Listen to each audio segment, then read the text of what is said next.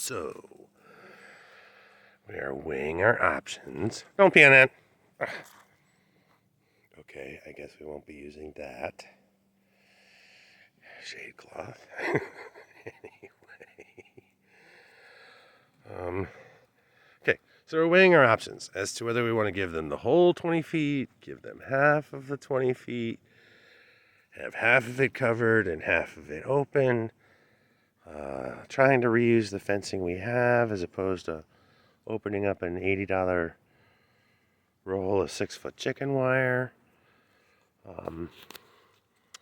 Looking at the placement along the fence line, and one of the things we're noticing is, see how close these poles are to each other. It looks like if we just shift this down another 2 feet, this one too, they all look up. Shift that whole thing down and we can lash it to those poles. Right now we're just using half of the leg because I was like, well, I could use this fencing and be done with it. And that's high enough to get in there and walk around and do stuff. Open and close that, having that inside. But we decided that we do want to go ahead and make it the full 6 feet. We want to move it down and lash it in place because that'll give us the maximum amount of usage. We're also going to tarp the whole thing. Put the original tarp on.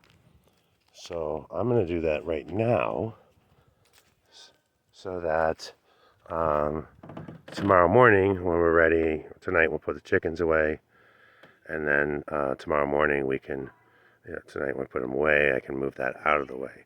So then tomorrow morning, okay, so point is 6 feet high, move down, lash to the fence. We'll figure out a way to tie down the front parts here. And then we're going to wrap the whole thing in the chicken wire. Since we only have 70 feet or 50 feet and this is 60 feet, now that we're using the back fence line, we can actually use the screen fence for the back. So that's just 10 plus 10 plus 40, no, plus 20 is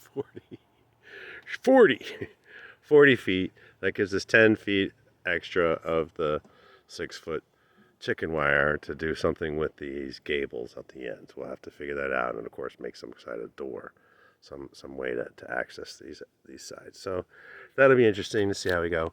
But right now what I'm going to do is put this on, and according to the instructions it is just slip it on and bungee cord it in place. Last instruction here, hold on. I hope I don't get in trouble for showing you. Yeah, basically it's just bungee cord it in place. So let's get that done and see what it looks like. Shall we? Ready? Your marks, get set. 3. Okay, so that was relatively easy. Just unfolded it, was able to slip it up over there, over top relatively easily. Went along and followed the instructions to put all the little bungee cords on there. I don't know if I put it on the wrong way, if that's supposed to be in the center or not. But it's on there. And I might try putting the legs on to raise it up, starting in the back. So let's see if I can do that, shall we? On your marks, get set. Ta-da!